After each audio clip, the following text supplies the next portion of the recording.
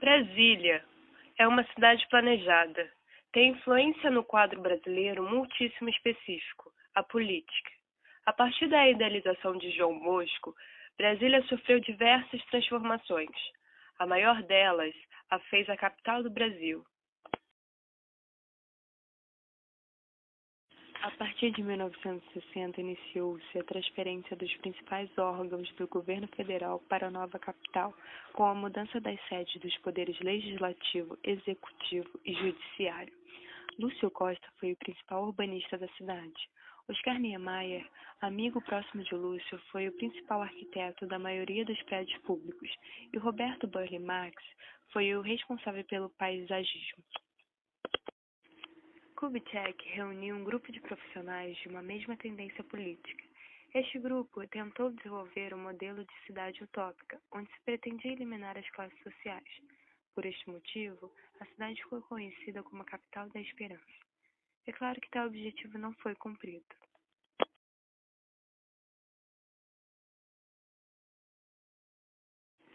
No Brasil, cidade é a sede de um município. A partir do Estado Novo, todas as sedes dos municípios passaram a ser cidades, sendo que até então as menores sedes de municípios eram denominadas vilas. No Distrito Federal, porém, são chamados de cidades os diversos núcleos urbanos, sendo o principal deles a região administrativa de Brasília. Esses núcleos urbanos funcionam como típicas cidades, mas com a particularidade de não haver prefeitos ou vereadores, e sim administradores regionais e secretários. Há quem argumente que por todo o Brasil há regiões metropolitanas, onde cidades periféricas acabam articuladas em relação às cidades principais, sem que deixem, por isso, de ser consideradas cidades. A diferença é que elas são sedes de município. Apesar disso, outros núcleos urbanos do Distrito Federal sempre foram conhecidos por cidades satélites. Alguns atualmente entendem como Brasília apenas a região administrativa de Brasília, e não todo o Distrito Federal. Contudo, alguns desses núcleos urbanos, como Planaltina e Brasilândia, são mais antigos do que a própria Brasília.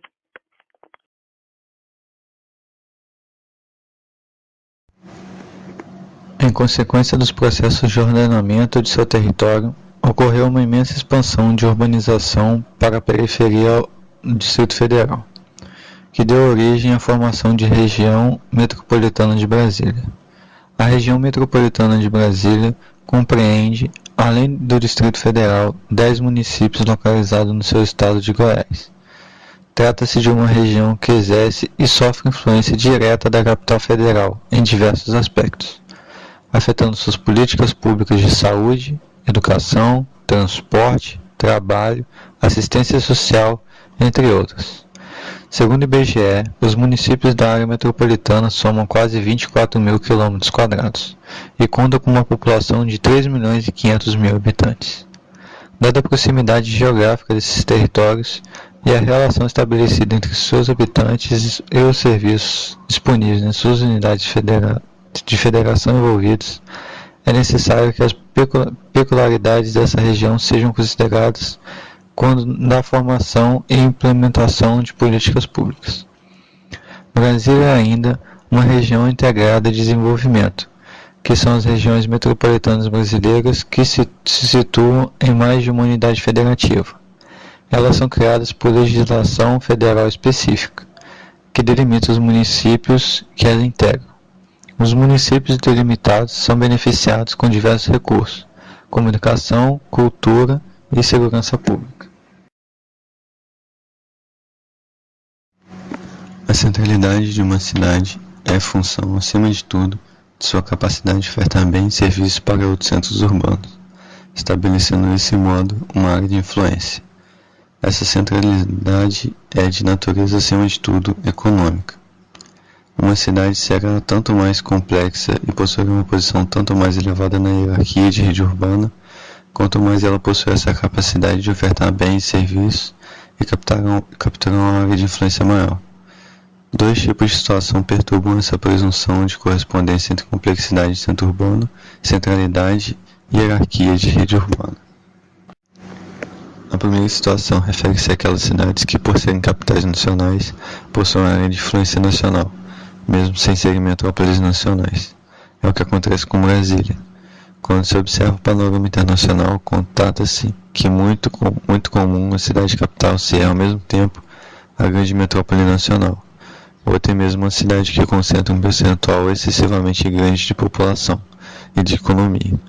Contudo, em alguns países no mundo, além de Brasília, como nos Estados Unidos, com Washington, que foi a cidade planejada como Brasília, a cidade que abriga a capital do país não é uma grande metrópole nacional, embora lá sejam tomadas as decisões legislativas, executivas e judiciárias. Os principais grupos de interesse que pressionam, influenciam e estejam baseados em outro local, nos grandes centros econômicos e demográficos. A cidade capital é, sob o ângulo estritamente político-formal, um centro de gestão mais importante de um país. Mas não é por isso que sua posição na hierarquia da rede deveria ser equivalente à de uma verdadeira metrópole nacional.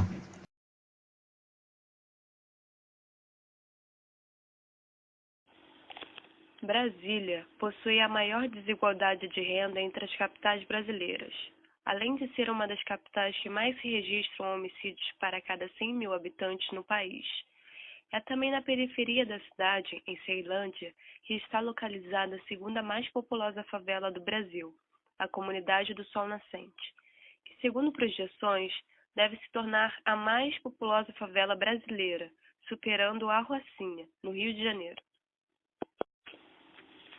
Os índices de criminalidade são altos principalmente no entorno do Distrito Federal. Isso é em razão de promessas políticas de governadores do Distrito Federal, que incentivaram o êxodo de outras regiões para a cidade, o que acabou causando o aumento do desemprego e da violência. Os níveis de criminalidade no Distrito Federal estão entre os maiores do Brasil, chegando ao ponto de haver uma média de até 2 assassinatos diários. Para combater isso, Brasília possui a mais moderna frota de veículos de fiscalização de trânsito e segurança pública do país, e também a maior quantidade de homens, policiais civis e militares nas ruas, apesar da concentração se dar principalmente no plano piloto.